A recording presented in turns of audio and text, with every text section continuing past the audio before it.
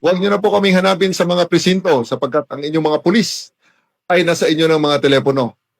Dial 911. Darating ang inyong mga pulis sa loob ng 5 minuto.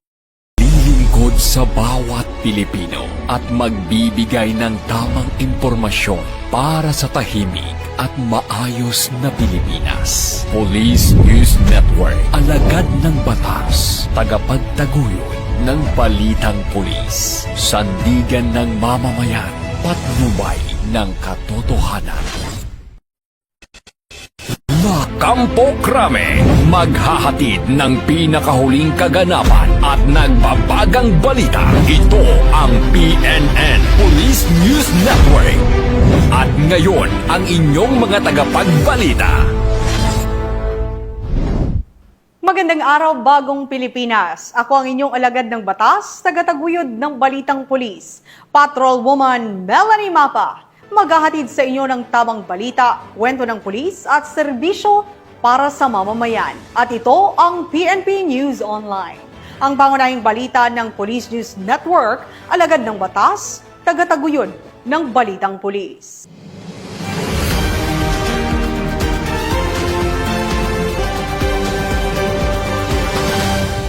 Narito ang mga balitang hatid ng ating PNN correspondents mula sa iba't ibang panig ng bansa.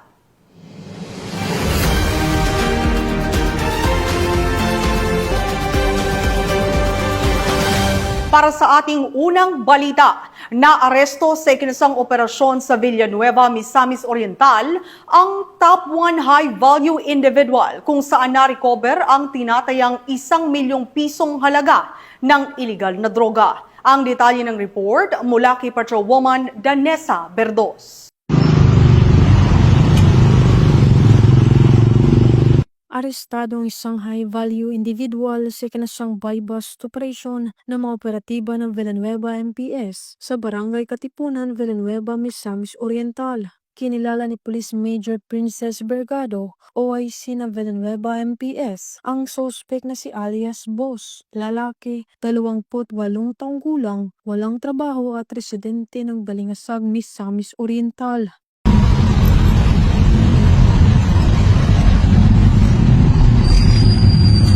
Sa ikinasang operasyon ng mga operatiba ay nakumpiska ang 10 pakete ng hininalang shabu na may bigat na 160 na gramo at may standard drug price na 1,088,000 pesos, isang cellphone, isang 1,000 peso bill na ginamit bilang buy-bust money at iba pang mga non-drug items. Naharap ang suspect sa kasong paglabag sa RA 9165 o Comprehensive Dangerous Drugs Act of 2002.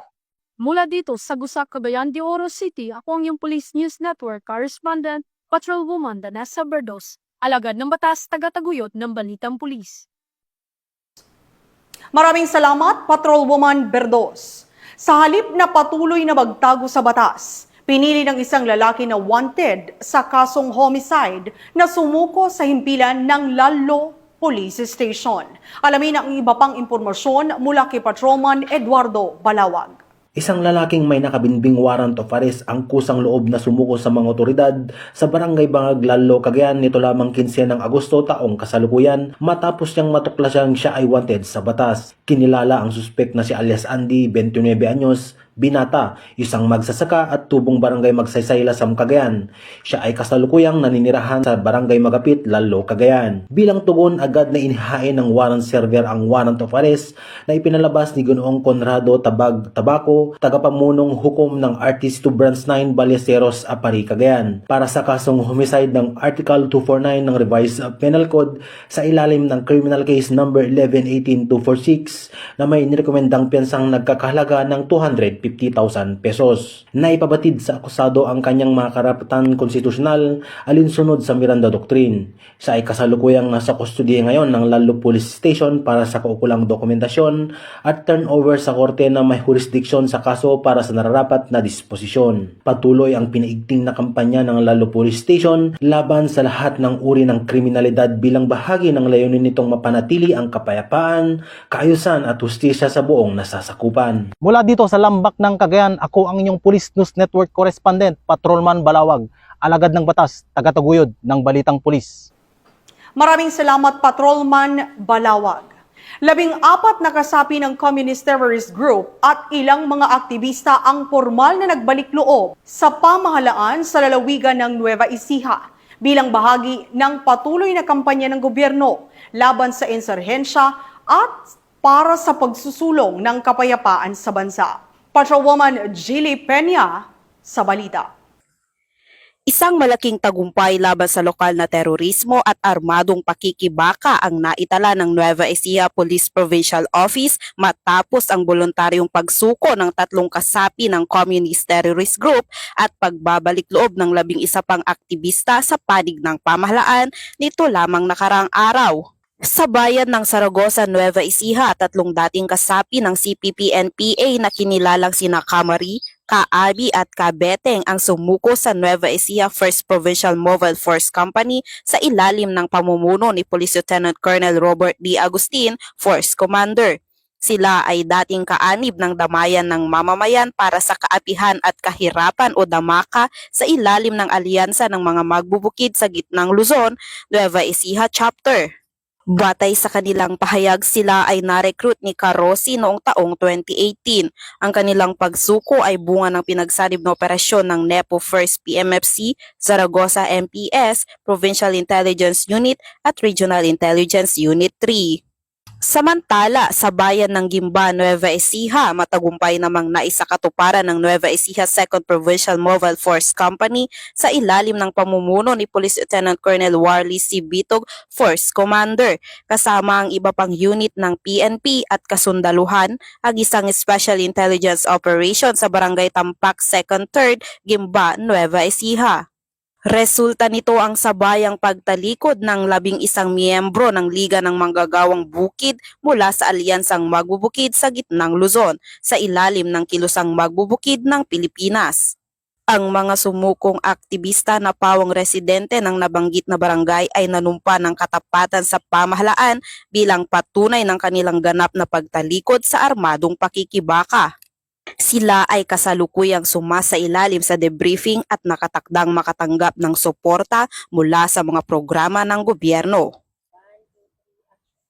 Mula dito sa Police Regional Office 3, ako ang inyong PNN Correspondent, Patrolwoman Jilly Advincula Peña, alagad ng batas, tagataguyod ng balitang pulis. Maraming salamat, Patrolwoman Peña. Samantala, isang lalaki ang naaresto matapos makumpiskahan ng mahigit 100,000 pisong halaga ng iligal na droga sa ikinasang operasyon ng kapulisan sa bayan ng Oton, Iloilo. Nakibalita dyan si Patrolwoman Ledeline Bansagon. Nasa kote ng mga tauhan ng Oton Municipal Police Station, katuwang ang Provincial Drug Enforcement Unit Team 1, ang isang ninila ang tulak ng iligal na droga sa isinagawang buy-bust operation sa Barangay Santa Clara, Oton, Iloilo, pasado alas 10:11 ng gabi noong Agosto 16 taong kasalukuyan. Kinilala ni Police Lieutenant Colonel Ali V. Estember, hepe ng Oton Municipal Police Station, ang suspect na si alias Rafi, 29 na taong gulang, binata, walang trabaho at residente na naturang barangay. Dagdag pa ni Police Lieutenant Estember, naaresto ang suspect matapos niyang bentahan ng isang sachet ng pinaghihinilaan shabu ang isang pusher buyer. Sa isinagawang masusing pagsusuri, nakumpiska mula kay alias Rafi ang karagdagang 3 heat-sealed sachet ng umano'y shabu na nakalagay sa kanyang pag-iingat. Tinatayang umabot sa humigit kumulang 15 gramo ng kabuuang timbang ng mga nakumpiskang droga na may standard drug price na 102,000 piso. Base sa kasalukuyang street value na 6,800 kada gramo. Kaagad namang ipinaabot sa sospek ang kanyang mga karapatang konstitusyonal sa wikang kanyang nauunawaan. Dinala rin siya sa pinakamalapit na paggamutan para sa kinakailangang medikal na pagsusuri bago sumailalim sa booking procedure at pagsasampa ng kaukulang kaso laban sa kanya. Sa matagumpay na operasyong ito, pinapakita lamang ng ating mga kapulisan ng kanilang dedikasyon, tapang at walang sawang paglilingkod upang sugpuin ng kriminalidad at protektahan ng mamamayan laban sa banta ng iligal na droga, bilang bahagi ng layuning papanatili ang kapayapaan at kaayusan sa buong komunidad. Mula dito sa Police Regional Office 6, ako ang inyong Police News Network Correspondent, Patrolwoman Ledeline Bansagon, alagad ng batas, tagataguyod ng balitang pulis. Maraming salamat, Patrolwoman Bansagon. Naaresto ng Tanay Municipal Police Station ang isang high-value individual na sangkot sa pagtutulak at paggamit ng ilegal na droga sa ikinasang buy-bust operation sa Tanay, Rizal. Ang balita mula kay Patrolwoman Rosemary Rapiz. Maraming salamat, Patrolwoman Rapiz. Nagsagawa ng Information Awareness Symposium ang Regional Police Community Affairs and Development Unit 5 sa isang paaralan sa Tabaco City bilang bahagi ng kanilang patuloy na programa sa pagpapatibay ng ugnayan sa kabataan at komunidad. Yan ang balitang hatid ni Police Corporal Doxy Charis Casasos. Matagumpay na naisagawa ng mga tauhan ng Regional Police Community Affairs and Development Unit 5 sa pangunguna ni Police Staff Sergeant Major Lito B. Lovendino Jr., Public Information PNCO, ang isang Information Awareness Symposium para sa mga mag-aaral ng Junior High School sa Mayor Integrated School, Barangay Buang, Tabaco City nitong Agosto taong kasalukuyan.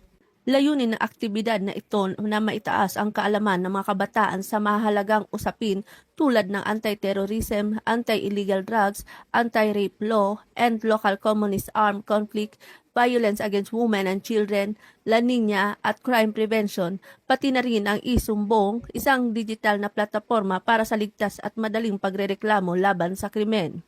Bilang bahagi ng programa, namahagi rin ang Arpicado 5 na 150 information, education, and communication materials o mga impormasyong hinggil sa mga nabanggit na paksa upang higit pang mapalalim ang kaalaman at kamalayan ng mga kabataan. Ang nasabing inisyatibo ay bahagi ng patuloy ng kampanya ng PNP laban sa kriminalidad at sa pagpapalakas na ugnayan nito sa komunidad, partikular na sa mga kabataang itinuturing na mahalagang katuwang sa pagbabago ng lipunan. Mula dito sa Legazpi City, Albay, ako po ang inyong PNN Correspondent, Police Corporal Doxy Charis Casasos, alagad ng batas, tagataguyod ng balitang pulis. Maraming salamat, Corporal Casasos. Isinagawa sa Eastern Police District ang PNP Retirement and Benefits Administration Service Caravan na layong magbigay ng sapat na kaalaman at kahandaan sa mga miyembrong nakatakdang magretiro mula sa hanay ng pambansang pulisya. Magbabalita dyan si Patrolwoman Jenny May Dolor. Sa layuning maihatid ang tamang kaalaman at serbisyong may malasakit para sa mga PNP personnel na magre-retiro. Isinagawa ng Eastern Police District ang PNP Retirement and Benefits Administration Service Caravan na ginanap sa EPD Multipurpose Hall. Pinangunahan ng Chief District Directorial Staff ng EPD Police Colonel Aldrin S. Grand ang pagbubukas ng caravan, samantalang isang pambungad na mensahe naman ang iginawad ni Police Lieutenant Colonel Jandel I. Sulit, Officer in Charge ng DPRMD. Sa kanyang mensahe, binigyang diin ni Police Colonel Grand ang kahalagahan ng maagang paghahanda para sa pagre-retiro at ang pag-unawa sa mga benepisyong nakalaan para sa mga kasapi ng PNP. Dito sa NCR, may programa po tayo na #TatakNCR. Yung NCR ay Noble Commitment for Retirees. Yan ay sasagawa natin. Tulad nito, isa sa mga konsepto niya ay yung retirement education. Para dun sa ating mga personnel na retiring pa lang o nagbabalak pa lang na mag-retire, para mai-guide po natin sila kung ano ang tamang procedure na dapat na gawin po nila. At the same time, para mai-guide po natin din sila kung ano po yung dapat na decision po nila, kung magre-retire pa ba or hindi muna. Sa caravan proper, nag-alok ng iba't ibang serbisyo kabilang ang medical consultation at monitoring ng blood pressure at blood sugar mula sa District Medical and Dental Unit. Assistance para sa online accounting of pensioners, processing ng pensioners ID, tulong sa PERPS at on-the-spot document verification mula sa Regional Retirement Benefits Unit. Nagbigay din ng lecture ang mga kinatawan mula sa PSSLI at PSMBFI. Maraming salamat po dahil sa ganitong paraan po ay malaking tulong po sa amin bilang mga magre-retire na hindi pa po aware kung anong dapat gawin. Nabuksan po yung awareness namin talaga at natulungan kami, at least hindi po kami mahihirapan kung paano i-process yung aming retirement. Sa pamamagitan ng PRBS Caravan, mas napalapit ang mga serbisyo at impormasyon para sa mga personnel ng Eastern Police District. Patunay ng patuloy na pangangalaga ng PNP sa kapakanan ng kanilang mga tauhan mula sa serbisyo hanggang sa pagre-retiro. Mula dito sa Eastern Police District, ako po ang inyong Police News Network Correspondent, Patrolwoman Jenny Midolor, alagad ng batas, tagataguyod ng Balitang Pulis. Maraming salamat, Patrolwoman Dolor. Binunot at sinunog ng mga operatiba ng Kalinga PNP ang mahigit 600,000 pisong halaga ng tanim na marijuana na nadiskubre sa Tinglayan, Kalinga. Ang ulat mula kay Police Corporal Rafin Jude Suwaya. Sa patuloy na isinasagawang kampanya kontra iligal na droga, ay sinunog ng mga operatiba ng Kalinga PNP ang tinatayang 600,000 na halaga ng marijuana kamakailan lamang sa Barangay Butbut Proper, Tinglayan, Kalinga. Matagumpay ang naging operasyon dahil sa pinagsanib na puwersa ng mga operatiba ng Tinglayan Municipal Police Station bilang lead unit, 1st and 2nd PMFC, Kalinga PPO at Philippine Drug Enforcement Agency ng Kalinga. Natuklasan ng mga operatiba sa isang communal forest ang isang plantasyon ng marijuana na may land area na 300 square meters at may nakatanim na tinatayang 3,000 na peraso ng fully grown marijuana plants at may kabuoang halaga na 600,000 pesos. Bagamat walang naarestong marijuana cultivator, ang mga nasamsam na halaman ng marijuana ay kaagad na binunot at sinunog sa mismong lugar ng pinagtamnan habang dinala ang mga sapat na sample ng marijuana sa Provincial Forensic Unit para sa qualitative test. Patuloy naman ang panawagan ng Kalinga PNP sa publiko na itigil na ang pagtatanim, pagdadala at paggamit ng mga iligal na droga, lalo na ang marijuana dahil ito ay mahigpit na ipinagbabawal at may karampatang parusa sa ilalim ng batas na Republic Act 9165. Mula dito sa Camp Dangwala, Trinidad, Benguet, ako po ang inyong PNN Correspondent Patrolman Rafin Jude Suwaya, alagad ng batas, tagataguyod ng Balitang Pulis. Maraming salamat, Corporal Suwaya. At yan ang mga balitang nakalap ng ating PNN correspondents mula Luzon, Visayas at Mindanao.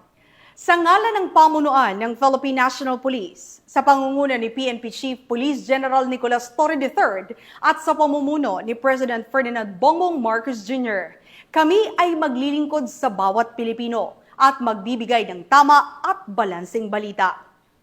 At sa mga mahal naming kababayan, huwag na kayong maghanap ng pulis sa presinto sapagkat kami ay nasa inyo ng mga telepono.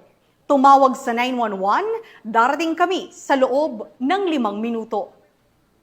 Mula rito sa tanggapan ng tagapag-ugnay ng Pambansang Pulisya, ako ang inyong alagad ng batas, tagataguyod ng Balitang Pulis, Patrolwoman Melanie Mapa, maghahatid ng tamang balita, kwento ng pulis at serbisyo para sa mamamayan. At ito ang PNP News Online, ang pangunahing balita ng Police News Network.